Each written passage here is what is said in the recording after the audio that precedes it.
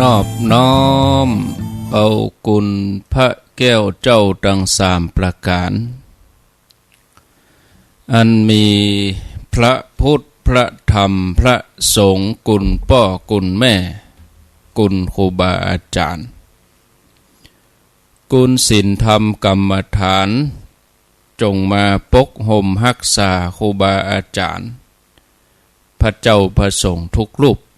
ปกห่มรักษาป้อออกไม่ออกศรัทธา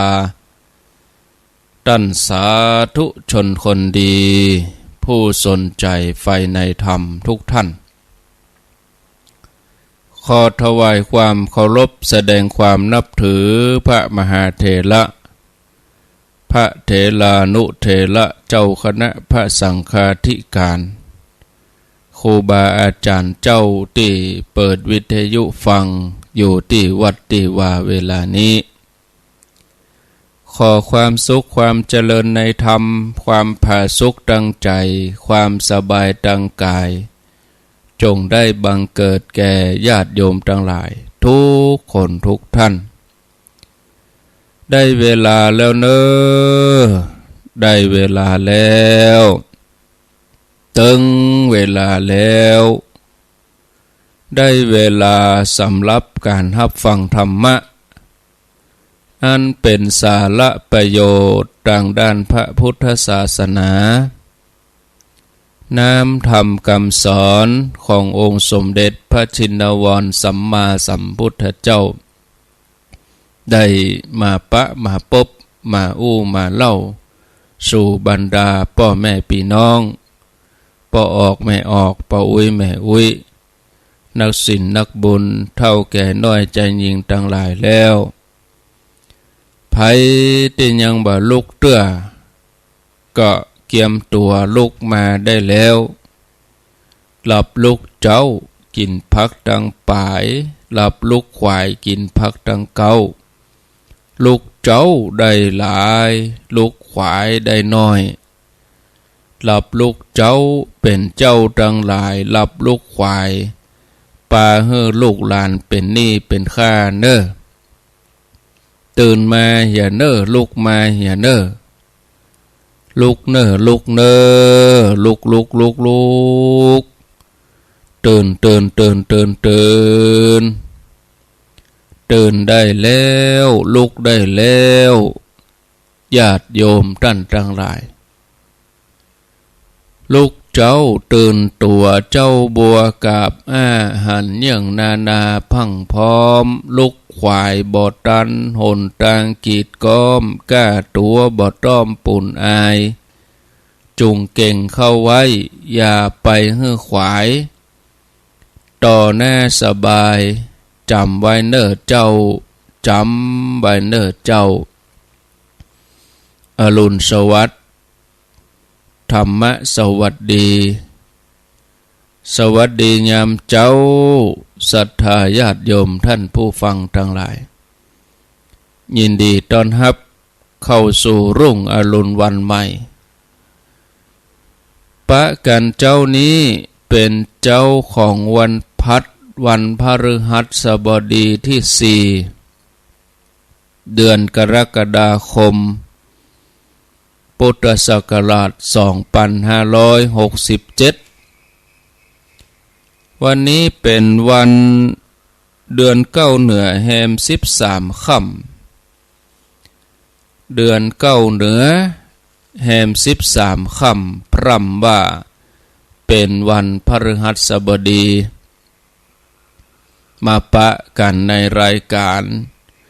เสียงธรรมแสงอรุณรายการเสียงธรรมแสงอรุณ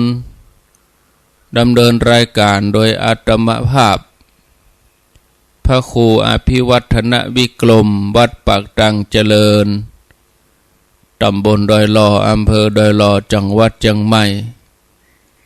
เป็นผู้รับผิดชอบดำเนินรายการมาปะมาพบญาติโยมท่านทั้งหลายเป็นประจำเวลา 5:00 ถึง 6:00 ในวันจันทร์วันพุธ แล้วก็วันพฤหัสบดี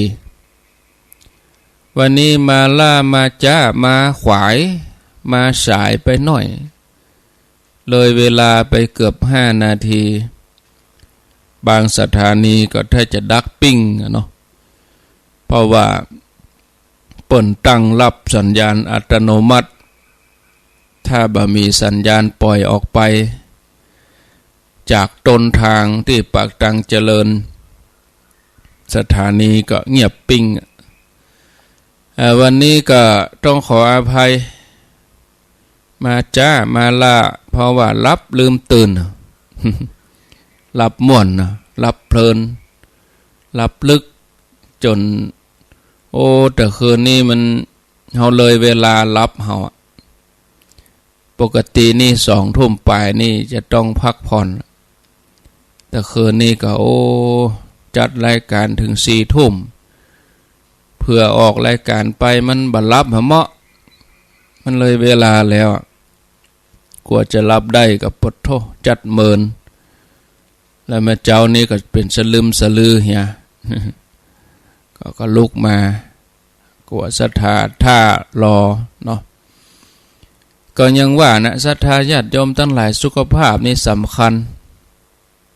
สุขภาพนี่มาก่อนถึงเวลาเฮาหูตัวเฮาเบาไหวเฮาก็จะพักผ่อนไปบางทีเฮาดันทุลังมันเบาไหวแล้วก็ลำบากวันนี้ก็ยังจะมีกิจกรรมแถมวันค่ำนะเมื่อวันบุกแถมวันค่ำแล้ววันที่6ตอนบ่ายก็จะไปพระธาตุม่อนจอมพอวันเสาร์จะไปนอนปุ่นเนาะวันที่7ก็อยู่ที่พระธาตุม่อนจอมพอจ่อยงานอยู่งานหล่อเตียนนะวันที่7วันอาทิตย์ก็ขอขอบคุณอนุโมทนากับสถานีวิทยุ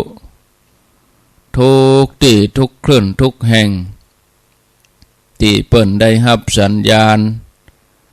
นำรายการนี้ไปสู่ผู้ฟังทางบ้านบ่ว่าไกลว่าใกล้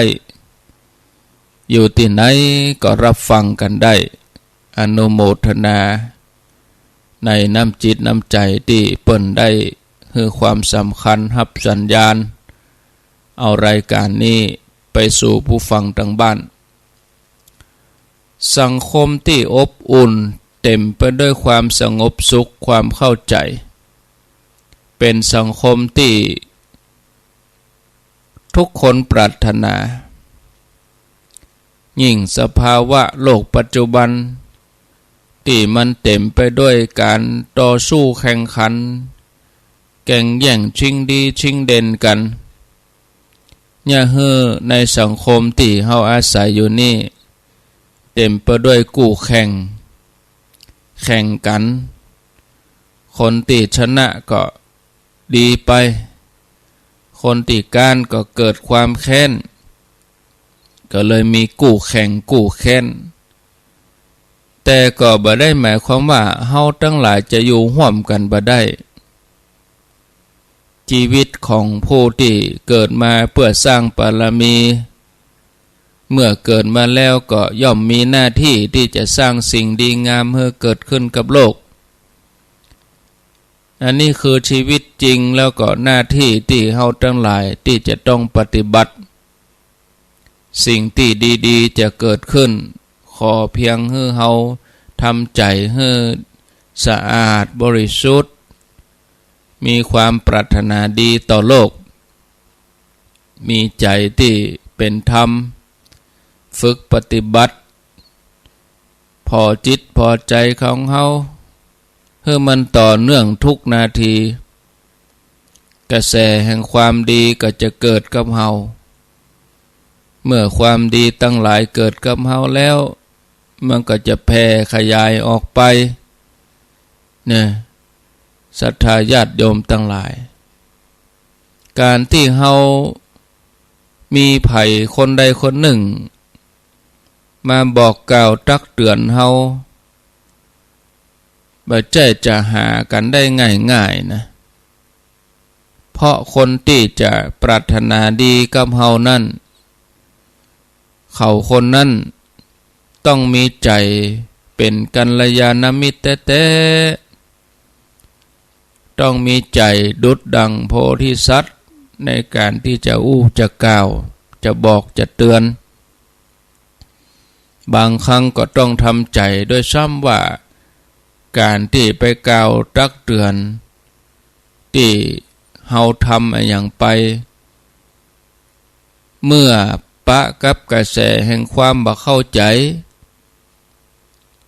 มันก็จะเกิดปัญหาบางคนก็บอกได้เตือนได้บางคนก็บอกบ่ได้เตือนบ่ได้ดังนั้นหัวใจของโพธิสัตว์ก็จะต้องบ่หวั่นไหวแล้วก็มั่นคงหันเป็นประโยชน์ว่าทำอย่างนี้แล้วจะเป็นผลดีแน่นอนคนที่ว่ากล่าวบอกตักเตือนอย่างนี้พระพุทธเจ้าเพิ่นยกย่องนะยกย่องว่าเสมือนผู้ที่จี้ขุมทรัพย์บอกทางแก่คนที่หลงทางเขาจะซ้อหาบุคคลอย่างนี้บ่ใจเรื่องง่ายศรัทธาญาติโยมครูบาอาจารย์พระสงฆ์องค์สังฆเจ้าที่เปิ่นมาจัดรายการนี้ก็เหมือนกันก็เหมือนว่าเปิ่นมาจี้ขุมทรัพย์บอกทางทางดีบ่ดีแนะนำบอกกล่าวนี่มันบ่ใจง่ายๆเหมือนกันนะจัดรายการเนี่ยครูบาอาจารย์นั่งเป็นชั่วโมงบ่ได้ไปไหนนี่นะก็ยังญาติโยมเขานี่นอนฟังก็ได้นี่บ่ได้นี่จะนอนฟังนั่งฟังนึ่งเข้าไปโดยกวาดบ้านถูบ้านลุกได้บ่ลุกก็บ่เป็นหยังอย่าลุกฟังกะนั่งฟังกะอยู่ไหนก็ฟังกันอย่างครูบาอาจารย์นี่นอนจัดรายการนี่มันบ่ได้หรอกต้องนั่งปอก็ต้องมีข้อมูลเอาหยังมาตัวนะญาติโยมเนี่ยไม่ใช่มาให้บดีเนี่ยเนาะการที่เฮาได้รับฟังครูบาอาจารย์ก็เหมือนกับการที่เฮาฟังเปิ้นกำลังมาบอกมาเตือนมาชี้แจงมาชี้แนะเมื่อมีผู้มาแนะนำบอกกล่าวชี้แนะเฮาต้องถือว่าเป็นบุญของเฮาญาติโยมเขาทั้งหลายเนี่ยเป็นบุญของเฮาทั้งหลายคือเฮาตั้งใจฝึกฝนอบรมตัวเก่าให้ดีจะไปเป็นคนว่ายากสอนยากถ้าเฮาเป็นคนที่ว่าง่ายสอนง่ายก็จะมีคนฮักคนอินดูมีความรู้หยังก็จะถ่ายทอดถึงเฮาบ่มีการปิดบังอำพรางนะเสียงเปลี่ยนแล้วเนี่ยศรัทธาญาติโยมเพราะว่าตะวานี่ใจเสียงนักล่ำเนาะแม่เจ้าเมื่อตอนพดมาแผ่วเมื่อคืนเจ้านี้ก็มาซ้ำเข้าไปแถมกรรมนะมาได้จัดรายการก็ถามเนาะท่านพระครูบัดจัดรายการก็ไม่ได้ยินเสียงบางทีจัดมา2-3 วันหายไปวันเอาละ โทรมาพ่องพิมพ์ข้อความมาพ่อง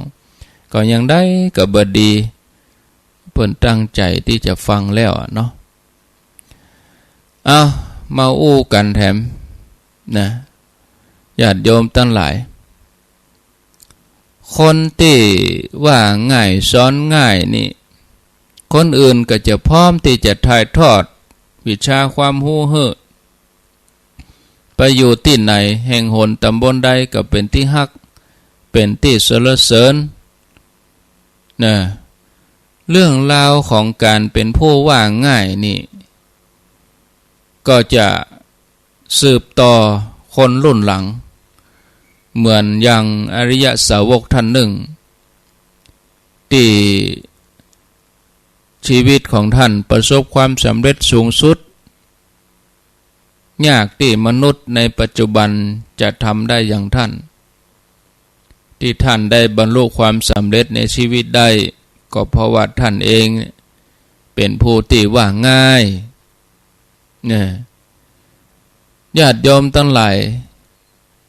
เมื่อหลายวันก่อนวันอย่างวันจันทร์ก็วัดว่าอู้ถึงลาทะพามที่บวชเมื่อแก่บวชเมื่อเฒ่าตะว่ากันเนาะก่อนหน้านั้นก็พระลาทะนี่เปิ้นก็เป็นคนธรรมดาชีวิตของท่านก็ดำรงอยู่อย่างบ่สะดวกสบายต่อใดจนชีวิตเข้ามาสู่วัยชราปรารถนาจะออกบวชแต่ไปที่ใดก็ตามก็บ่มีภัยจะบวชฮื้อเนื่องจากท่านเป็นผู้เฒ่าเป็นวัยชราเพราะว่าพระสงฆ์ทั้งหลายยังฝังใจอยู่ว่าคนที่สูงอายุโดยส่วนมากเนี่ยจะเป็นผู้ที่ว่ายากซ้อนยากจนเรื่องนี้ไปถึงพระสารีบุตรเป็นอัครสาวกที่เลิศโดยปัญญาเปิ้นฮู้เปิ้นก็สงเคราะห์บวชให้ลาทะพราหมณ์มาเป็นพระลาทะเมื่อพระลาทะบวชแล้วพระสารีบุตรก็สอนข้อวัดปฏิบัติเนาะแม้ว่าจะเป็นเรื่องที่ละเอียดอ่อนก็ต้องอาศัยความเพียรความอดทนลาทะท่านก็มีความเพียรความอดทนเป็นผู้ที่ว่าง่าย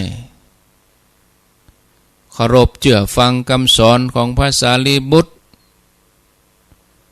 บำเพ็ญบำนาญท่านก็ได้บรรลุธรรมเป็นอรหันต์เป็นเป้าหมายสูงสุดของชีวิตตรงกันข้ามคนที่ว่ายากเป็นสิ่งที่ไผก็บ่อยากจะสรรเสริญจะไปอยู่ที่ไหนแห่งใดก็บ่มีไผฮักบ่มีไผโหมบ่มีไผชอบ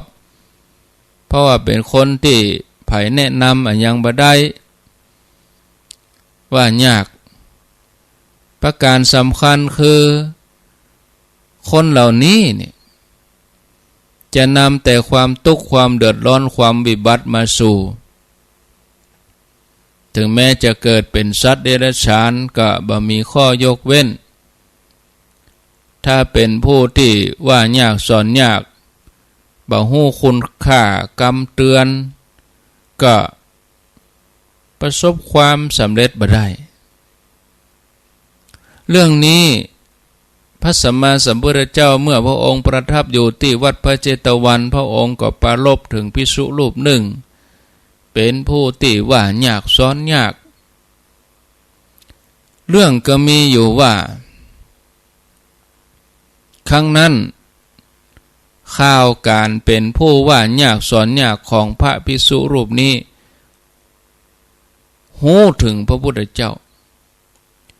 พระองค์เป็นผู้ที่เปี่ยมด้วยเมตตากรุณาบัพปรารถนาจะให้สาวกของพระองค์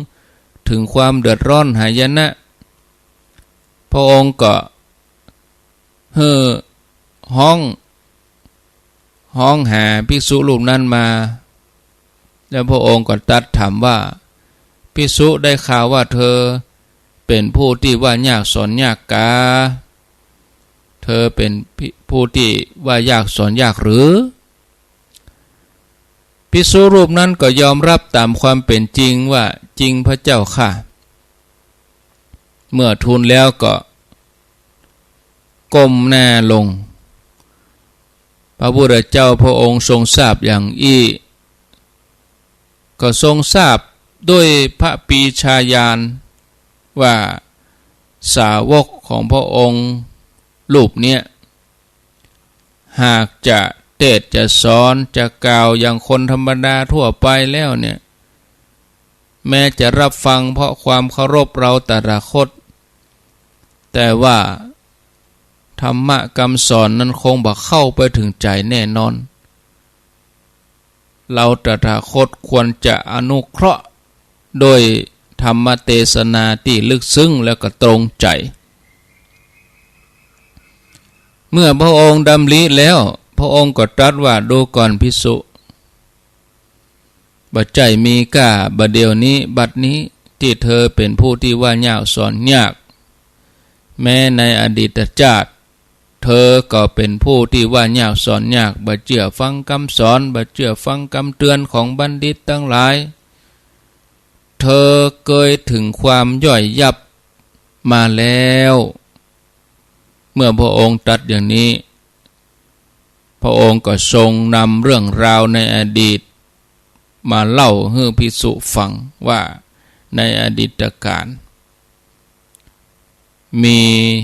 ชาติหนึ่งของโพธิสัตว์เจ้าได้เกิดเป็นพญาแห้งเป็นพญาแห้งที่มีปัญญาปกครองเหล่าบริวารทั้งหลายด้วยความเมตตาทำให้พญาแห้งเป็นที่ฮักเป็นที่เคารพของบรรดาบริวารได้มีหมู่แห้งห้อมล้อมอาศัยอยู่ที่เขาคิดจกูฏซึ่งโดยคิดจกูฏม่อนนี้ในสมัยนั้นนี่เป็นดอยม่อนใหญ่ตีเปิ่นห้องกันว่าเขาคิดจกูฏเพราะยอดดอยยอดเขามีหมู่แห้งอาศัยอยู่คิดชะแปลว่าแห้งกูฏนี่แปลว่ายอดรวมกันคิดชะกูฏแปลว่า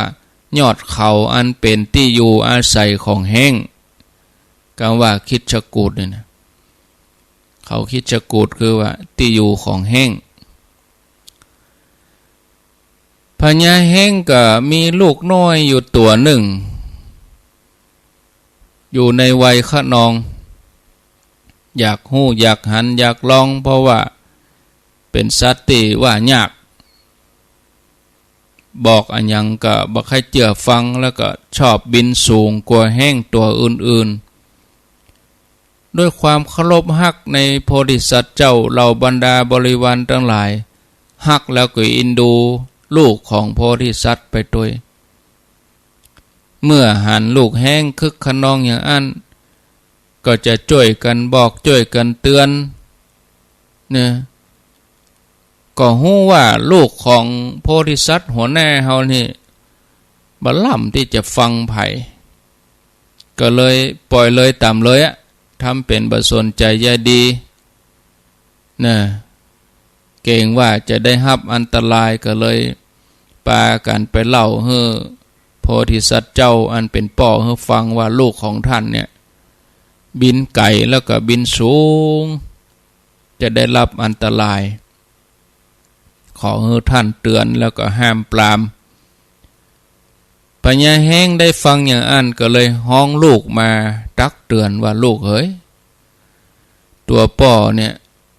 บ่อยากจะให้เจ้าเนี่ยบินอย่างอัน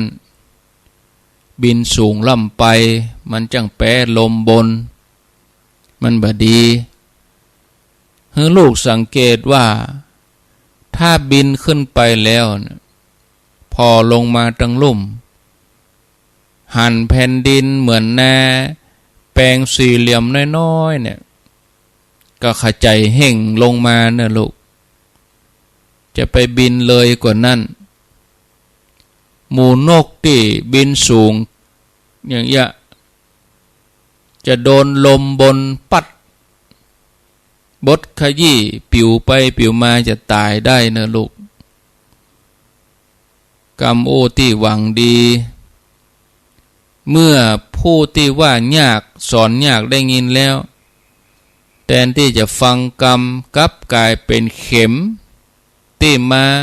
ตั้งมาแตงหูบ่พอใจเกิดความบ่เข้าใจบ่พอใจบ่สนใจมีความรู้สึกอย่างเดียวว่าก็เฮาบินได้เฮาเก่ง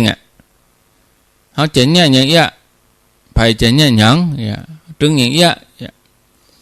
คนเฮาเหมือนกันหรอบางทีคนเปิ้นบอกเปิ้นเตือนจะเป็นอย่างนั้นเฮาตึงอย่างเงี้ยมันก็บ่ต่างกับแห้งไงเนาะจะเป็นอย่างอันเด้อโอ้เฮาตึงไปคนอย่างเงี้ยนะโอ้จะไปเป็นคนที่โมโหดุร้ายขเจนเป็นคนจิตเมตตาโอ้ตึงอย่างเงี้ยความโกรธนี่ตึงมีถ้ามีขายที่ไหนอย่าซื้อมาเปาะอย่าเหมาะ อย่างนี้ก็มีวะเนาะเปิ่นนี่ฮือลดฮือละเปิ่นฮือสละเปิ่นฮือเอาออกบ่อย่าอันนี้เนี่ยอย่าเอามาเปาะแถมโอ้อันนี้ก็คงจะเหมือนแห้งนี่แหละจะเนี่ยอย่างเงี้ยจะเนี่ยอย่างเงี้ยตึงเป็นอย่างเงี้ยไผเกิดอย่างใดก็จ่างเตอะเรื่องของเขานี่โอ้อันนี้ไผที่เป็นอย่างอี้เหมือนอย่างแห้งตอนนี้เหมือนกับยืนอยู่ปากเหวเนอจะทำให้เกิดความสูญเสียหลายๆอย่างบดีกับตัวเก่าแห้งนี่ก็เหมือนกันบ่เชื่อฟังคำบอกของป่อบ่สนใจในความหวังดีเพราะเป็นสัตว์ที่มีอุปนิสัยที่ว่ายากทะเยอทะยานก็ยังบินขึ้นไปบนอากาศถึงแม้จะหันแผ่นดินน้อยเดียวอย่างที่ป่อบอกว่าถ้าก้มลงมาหันหน้าเป็นแผ่นน้อยเดียวเนี่ยขจายยุดแล้วก็ลงมาแต่แห้งตัวนี้บ่อย่างอันกับบินขึ้นไปแถม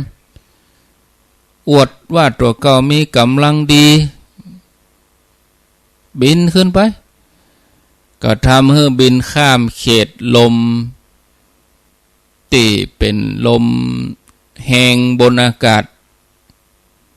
ลมที่จันบนมันปั่นป่วนเนี่ยผ่านเข้าไปเป็นจันเข้าไปในเขตลมที่ชื่อว่าลมเวลัมพวาสเป็นแดนเป็นเขตลมที่มันแห้ง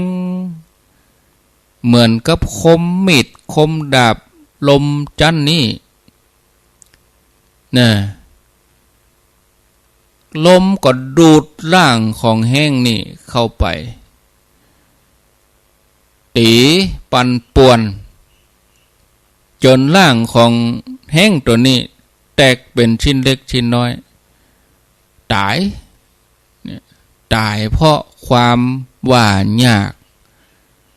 ตายเพราะเป็นความเปิ้นว่าเย่อหยิ่งบ่ฟังกรรมไผเนี่ยเมื่อพระพุทธเจ้าตรัสเล่าแล้วพระองค์ก็ตรัสสรุปว่าดูก่อนภิกษุทั้งหลายแห้งที่ว่ายากถึงความพินาศฉันใดแม้ผู้อื่นบอกว่าจะเป็นคฤหัสถ์เป็นบรรพชิตก็ฉันนั้นถ้าบ่เชื่อฟังกรรมของนักปราชญ์ผู้ที่หวังดีอนุเคราะห์โดยประโยชน์เกื้อกูลแม้ผู้นั้นก็จะถึงความพินาศเขาจะหันได้ว่ากรรมกรรมบอกกรรมตักเตือนของบัณฑิตเนี่ยมีค่ายิ่งกว่าขุมทรัพย์นะจะนำชีวิตของเราไปสู่ความเจริญรุ่งเรืองหมู่เฮาทั้งหลายนี่มันเฮาเกิดมาเพื่อสร้างความดีหรออันนั้นเฮาก็จำกรรมพระพุทธเจ้าไว้แล้วก็นำไปปฏิบัติในชีวิตประจำวันทำประจำวันให้เป็นประจำใจเนี่ยแล้วชีวิตของเฮาเนี่ยจะได้รับความสุขความเจริญยิ่งขึ้นไปเนาะศรัทธาญาติโยมท่านทั้งหลายพอแล้วเนาะพอเวลาแล้วก็ ปสบัดเดี๋ยวนี้ก็5:45 นาทีแล้วลุกกันมาหมดแล้วก็ตื่นกันมาหมดแล้วเนาะญาติโยมทั้งหลายขออนุโมทนาทุกท่านวันที่7วันพุธวันฮือนี่นะวันอาทิตย์ที่7ก็ขอเชิญชวนญาติโยมท่านทั้งหลายไปร่วมรอเตียนพรรษาเครือข่ายขึ้นสีขาวของเฮานี่นะวันที่7เป็นวันอาทิตย์ที่วัดพระธาตุม่อนจอมพอภายจำได้ก็ปีแล้วนี่รอวันที่อันหยังปีแล้วนี่เฮารอเตียนกันที่วัดตุ่งโป่งนะโรงเรียนตุ่งโป่งเมืองปานเฮารอเตียนกันวันเสาร์ที่15 กรกฎาคมนะญาติโยมวันเสาร์ที่15 กรกฎาคมปีแล้วเฮารอวันที่15จากนั้นเฮาไปตาลที่เมืองฝางเฮาไปตาลเตียนวันที่13 สิงหานี่ญาติโยมจำได้ก็ปีแล้วนี่รอเตียนวันที่15 กรกฎาคมแล้วก็ไปตาลวันที่13 สิงหาปีที่แล้วปีนี้รอวันที่7 กรกฎาเอาไปตาลวันที่23 สิงหานี่ญาติโยมทั้งหลายก็เขียนไว้เป็นสถิติเป็นข้อมูลไปตาลที่ไหนรอเตียนเมื่อใดโหบนั่นก็ให้ญาติโยมเฮาทั้งหลายเก็บไว้เนอะถ้ามันมีในมือถือมันจังหายบางทีข้อมูลหายภาพอันใดที่เฮาประทับใจเฮาก็ถ่ายเก็บไว้เอาใส่อัลบั้มไดอารี่เอาโหบติดด้านซ้ายเขียนข้อความไว้ด้านขวาเอาโหบสัก2-3 ใบถึงเวลาเฮาไปไหนบ่ได้ไปไหนบ่ลุกเฮาก็เอาภาพนั้นมาเปิดพอจะเกิดความประทับใจที่ไหนเฮาก็ได้ไปหมดโอ้ปีใดเป็น10 กว่าปีมาแล้วที่เฮาเตียวกันที่แม่แจ่มเต็มถนนเนาะตอนนั้นเวียงปอเป้าก็มาจัดนักครูบาอาจารย์พระสงฆ์นักเตียวกันหรอแม่แจ่มรถประมาณ70 กว่ากันนักที่สุดนี่ตอนเฮาไปที่ฝั่งไม่อายฝั่งชัยประการนี่เฮาไป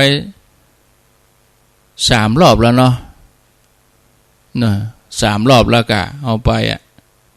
ที่เฮาไปตาล3 รอบละเมืองฝางนี่นะไปตาลเตียนไปเชื่อมสัมพันธไมตรีตอนวิทยุไปบ่ถึงเฮาก็ไปครั้งแรกตอนวิทยุเฮายังไม่ได้เชื่อมกันก็ไปตาล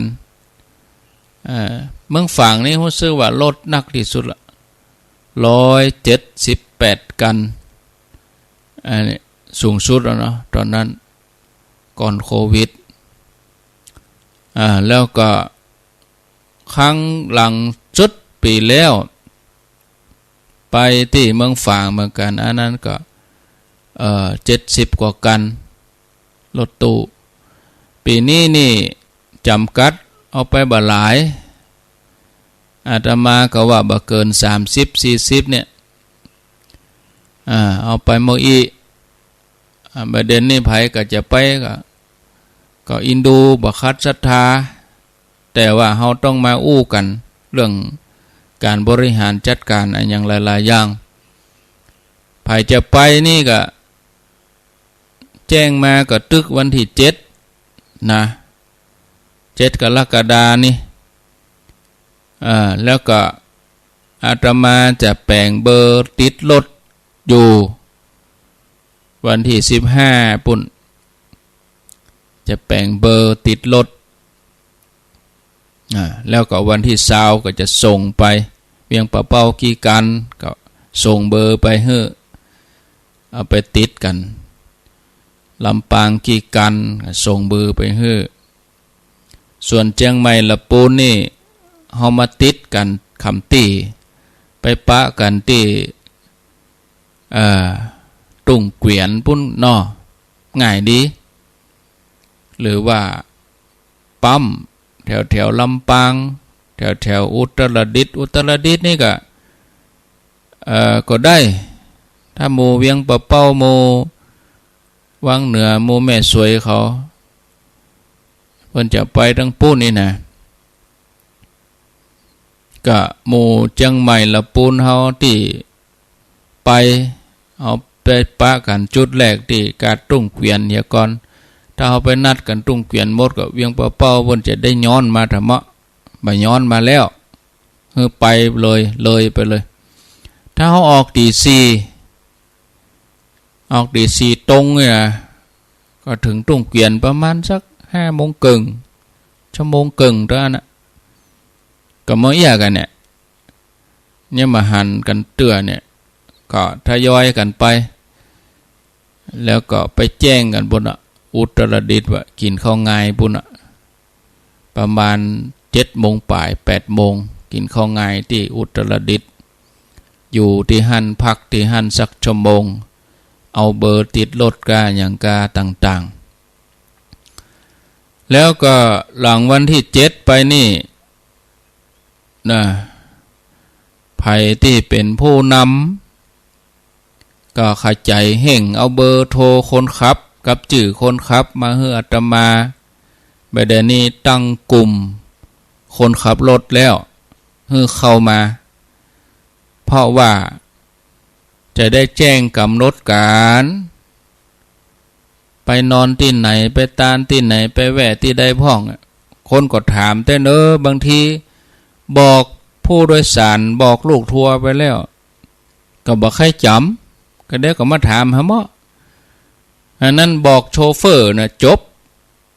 ง่ายดีมันอยู่ที่โชเฟอร์นะอยู่ที่คนขับไปที่ไหนเอาโชเฟอร์ว่าแต่ถ้าเราบอกให้ผู้โดยสารเนี่ยบอกวันเดียวพวกก็ลืมมะบ่ฮู้นะเพิ่นไปไหนบ่ฮู้นะจังลืมกันอันนั้นก็ตั้งวันนี้ไป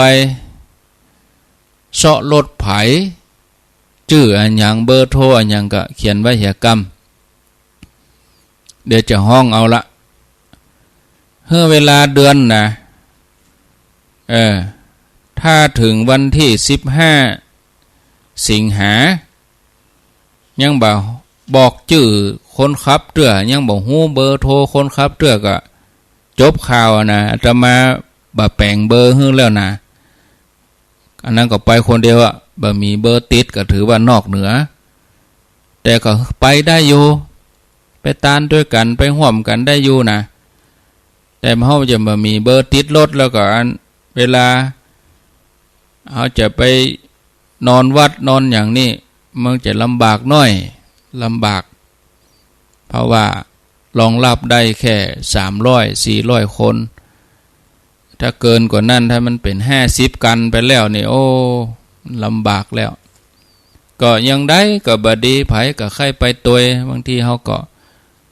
คัดอย่างอื่นคัดได้คัดศรัทธากับคัดใจนี่มันลำบากอันนั้นก็เลยตัวใจตามใจจะไปแหมก็ได้นะแล้วก็เวลาไป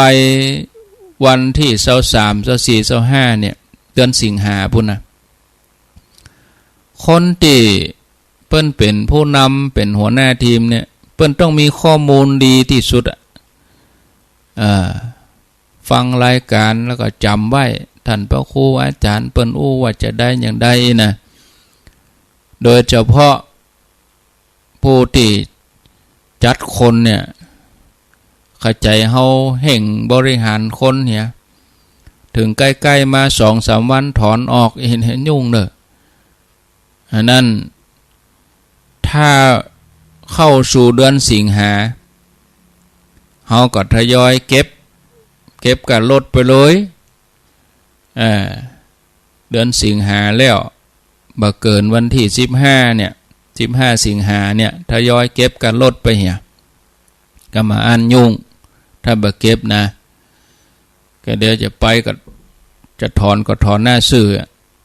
บ่เซาะคนอื่นแตนแหมก็เว้าไปหั่นทำบ่ขอเฮาบ่แน่โลบางทีเพิ่นมีภารกิจจะไป2วันแล้วมีเหตุบ่ฮู้ได้ไปสักกรรมบ่ว่าเหตุอันใดมันสุดวิสัยไผก็บ่อยากจะให้เกิดขึ้นเตื้อก็อันนั้นอันนี้มันมีเหรอมันมีตลอดมีกู้งะกู้ตีกู้ครั้งมันเพราะจะไปหั่นแล้วเกียมครัวแล้วอันนั้นคนที่เป็นผู้นำนี่ก็เข้าใจเฮงบริหารจัดการเฮียแล้วก็กลุ่มไลน์นี่ที่จะตั้งขึ้นเนี่ย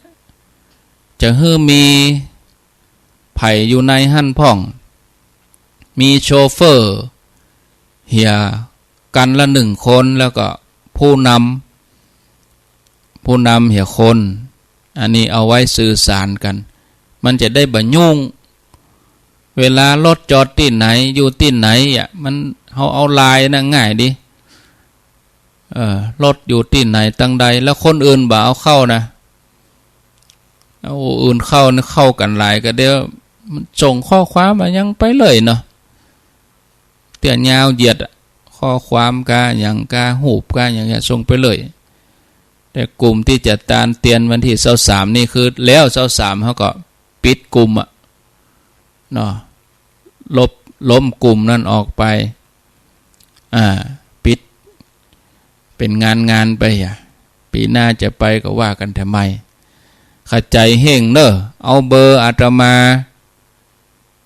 ฮื้อกับโชเฟอร์แล้วฮื้อเขาเข้าไลน์มาเนอะอันนี้บอกแล้วจะบอกไปแหมอย่างเงี้ยตลอดไป1เดือนถ้าโปนวันที่15สิงหาบ่มีเข้ามาเตื้อเบอร์โทรคนขับก็บ่มีลายคนขับรถก็บ่เอาเข้ามาก็แสดงว่าบ่ได้ใส่ใจสนใจอันยังจะไปก็จะไปบ่ได้เบอร์โทรอาตมาก็จึงบอกออกวิทยุนี่อยู่แล้วบ่ฮู้อีบ่ได้จึงบอกออกอากาศนี่แล้วก็เอาลงกลุ่มด้วยแถมเบอร์โทรตัวไลน์ตัวเข้าใจดึงเข้ามาเนาะการแต่งกายวันที่23นี่ก็เอาสบายใส่สีหยังก็ได้เพราะว่ามันเดินทางวันแรกแต่ว่าวันที่24นี่ก็ขอให้เป็นชุดขาวเนาะเพราะว่าเป็นวันตาลที่เขาจะตานเตียนวันที่24หลังจากนั้น24ตอนบ่ายไปแล้วก็แล้วแต่จะเปลี่ยนจะทายบ่ทายก็ใส่วันค่ำก็ตามใจใส่ชุดหยังก็ได้24 25สิงหา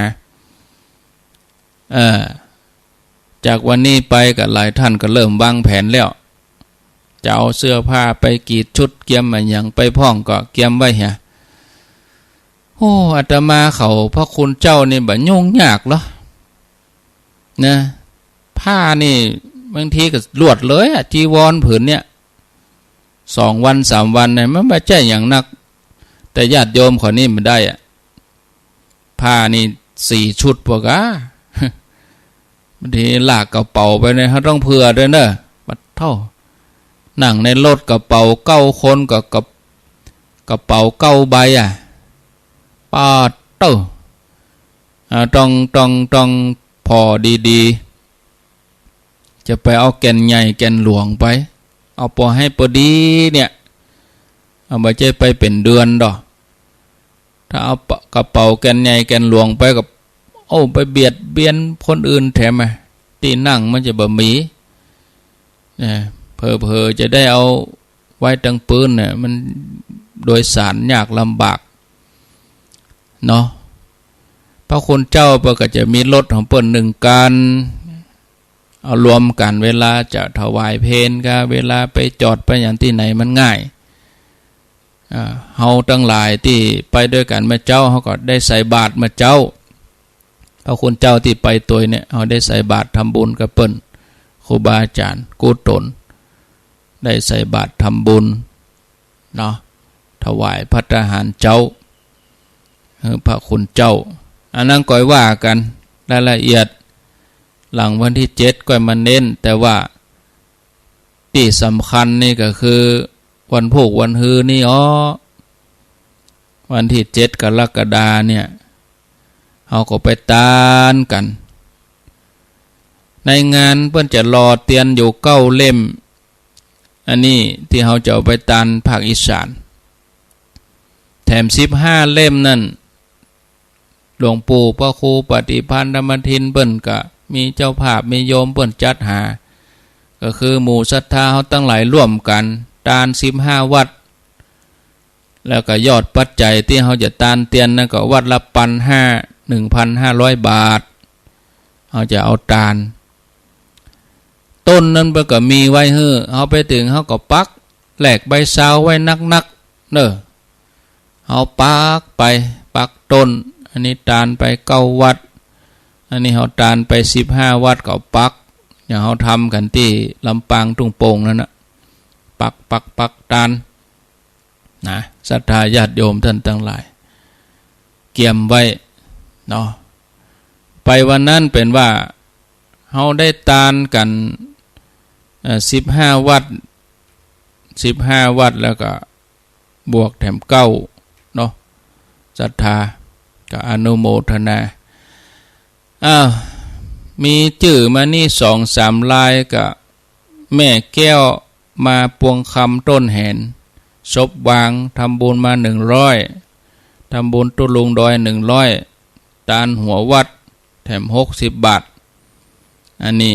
ฝากแม่จันมาได้รับแล้วแล้วก็ปอ4 วันแม่คำปันมหาวันพร้อมลูกหลานบ้านต้นกอกทำบุญรอเตียนมาแถม100 บาทอ่านเฮือเปิ่นสบายใจถึงคนฝากถึงคนรับฝากเนาะแล้วใจไปแล้วก็ยังมีแหมนักอยู่นะอาตมาก็บ่ได้เอามาอ่านว่าจะอ่านวันนี้ก็เมาอู้ไปเวลาก็เสี่ยงไปแม่พักชัยมาลาเนอะแม่พักชัยมาลาบ้านน้ำดิบหลวงนี่ฝากลูกหลานมาในบัญญัติชัยมาลาบ้านห้วยปันจ้อยนางสุทัศน์ชัยมาลาร่วมทำบุญหลายๆอย่างแม่บัวพักนี่เปิดฟังทุกวันฟังรายการเนาะ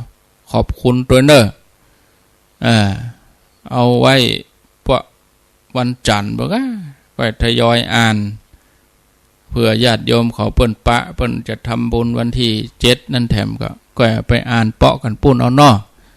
วันจันทร์นี่ก็จะปั่นสัก20 นาทีอ่านชื่อบางทีอ่านเป็นนักอ่านชื่อนักก็เก่งใจศรัทธา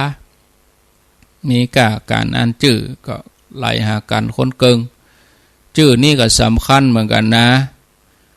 ห้ามอ่านเปิ้นก็บ่ฮ้อมเพราะว่าเปิ้นบ่ได้ยินชื่อเปิ้นเนี่ยเฮาก็ต้องอ่านให้เปิ้นแล้วใจเปิ้นได้สบายใจ